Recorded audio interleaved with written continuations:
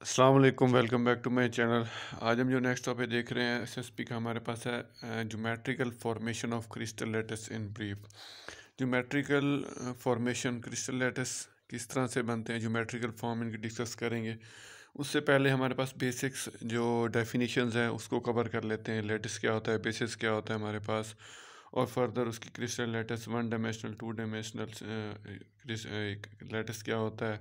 उसके बाद जो है मोनोटॉमिक, डायटॉमिक, पॉलीटॉमिक, ये तमाम डेफिनेशंस को हम पहले कवर कर लेते हैं।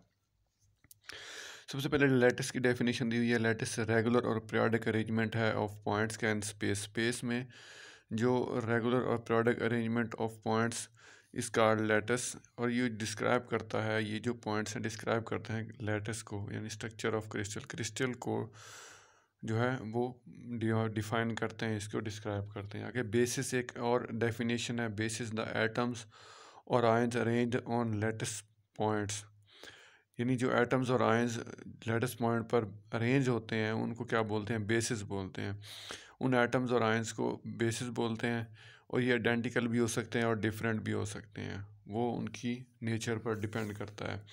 अब आगे crystal lattice. Crystal last lecture में हमने पढ़ा था क्रिस्टल सिमेट्री, अब हम पढ़ रहे हैं क्रिस्टल लैटिस। क्रिस्टल लैटिस को डिस्कस करते हैं। कह रहे थे structure developed after arranging basis और on lattice point is called crystal lattice, यानी कि जो लैटिस पॉइंट्स अरेंज किए जाते हैं वो उनको किसी भी स्ट्रक्चर के ऊपर लैटिस पॉइंट के ज़रिए क्रिस्टल लैटिस कहलाता है।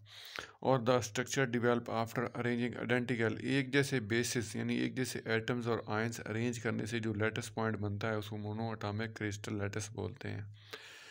इसी तरह नेक्स्ट डेफिनेशन है क्रिस्टल, यानी कि जो हमारे पास two identical, two type of same, to arranging two type of basis on lattice point is called diatomic crystal. दो तरह के बेसिस बेसिस हमने डेफिनेशन पढ़ी है। एटम्स और आयंस को मिलाने से जो स्ट्रक्चर बनता है, लैटिस पॉइंट बनता है, वो हमारे पास डायटोमिक क्रिस्टल लैटिस बनता है।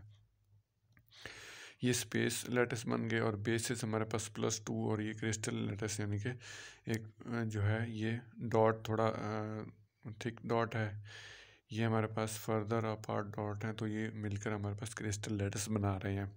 The arrangement of atom at lattice point में have many types, the three different shapes parallelograms whose vertical are lattice points from form unit cell. Two dimensional बनाते हैं, three dimensional भी बनाते हैं। तो ये हमारे पास टू डायमेंशनल पैरेललोग्राम की कुछ डेफिनेशंस और कुछ हमारे पास शेप्स बनाई गई हैं जो कि डिफरेंट लैटिस पॉइंट्स को मिलाकर लैटिस क्रिस्टल लैटिस बनाया गया है। आगे है बेसिस वेक्टर। क्या होता है हमारे पास, बेसिस वेक्टर डिफाइन करता है position of basis with respect to another basis, कि हमारे पास एक एटम यहाँ पर है, दूसरा एक एटम को दूसरे एटम के साथ हमारे पास वो बेसिस को डिफाइन करता है, बेसिस की पोजीशन को डिफाइन करता है, बेसिस वेक्टर कहलाता है। Consider one dimensional crystal lattice axis पर है, similar atom are separated by distance A हमारे पास ए डिस्टेंस पर टू सिमिलर एटम्स या बेसिस या आयंस हम कह सकते हैं कि वो जो है सेपरेट हैं, इनका डिस्टेंस ए है। Then after two different atoms separated by distance A/2, एक डिस्टेंस हमारे पास एक एटम के दरमियान हमारे पास जो होगा ए डिस्टेंस होगा, और दो एटम्स के दरमियान हमारे पास 2A/2 हो जाएगा।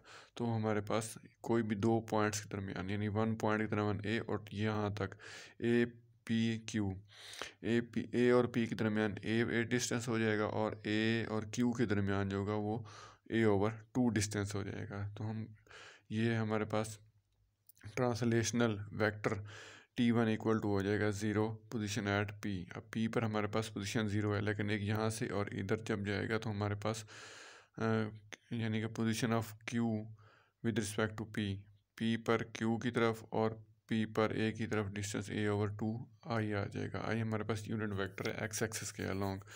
इसी तरह पोजीशन ऑफ R पोजीशन पर हमारे पास क्या हो जाएगा, A/2 आ जाएगा। दैन फोर्थ हमारे पास इसी तरह जैसे जैसे हम फर्दर इंक्रीज करते जाएंगे वैसे वैसे हमारे पास 3a/2 आ जाएगा। Then position A to P, यानी A to P के पास हमारे पास -a/2 आ जाएगा। न्यू A to P हमारे पास P to A, ये बैक की तरफ जा रहा है एंटी क्लॉकवाइज डायरेक्शन में, तो हमारे पास एंटी क्लॉकवाइज डायरेक्शन में तो नेगेटिव आ जाएगा। Consider 2 dimensional crystal lattice in XY plane, ये हमारे पास ऊपर दिखाया गया है फिगर में। Assume that at P point origin, P point को हम ओरिजिन मान लें, यानी ये पॉइंट ओरिजिन मान लें, तो हमारे इसका डिस्टेंस जो है A की तरफ, यानी पोजीशन ऑफ P एटम, यानी ये P पर पोजीशन T1 ज़ीरो हो जाएगा, और Q पर हमारे पास Q पर जाके ये A/2 प्लस, और हमारे पास यहाँ पर +0 यानी कि x एक्सिस के अलॉन्ग प्लस y एक्सिस के अलॉन्ग। हम 2 डायमेंशनल पढ़ रहे हैं तो इसीलिए हमारे पास x एक्सिस और y एक्सिस पर इसको डिस्कस कर रहे हैं। पोजीशन वेक्टर ऑफ r पर हम जैसे कि देखते हैं, r पर हमारे पास उसी के अलॉन्ग ऊपर नीचे उसी के अलॉन्ग हमारे पास 1 आ जाएगा, a यूनिट वेक्टर है, और हमारे पास b के अलॉन्ग देख लें तो ये किसी 2 पॉइंट के दरमियान, लेटेस्ट पॉइंट के दरमियान डिस्टेंस जो हमारे पास b/2 आ जाएगा। Position of atom A with respect to P, तो हमारे पास फोर्थ पर क्या पोजीशन आ जाएगी। फोर्थ पर हमारे पास कोई भी पॉइंट ले लेते हैं, हमारे पास नेगेटिव A पॉइंट पर ले लेते हैं, और जैसे जैसे हम पीछे की तरफ एंटी क्लॉकवाइज डायरेक्शन में जाएंगे तो नेगेटिव साइन आ जाएगा।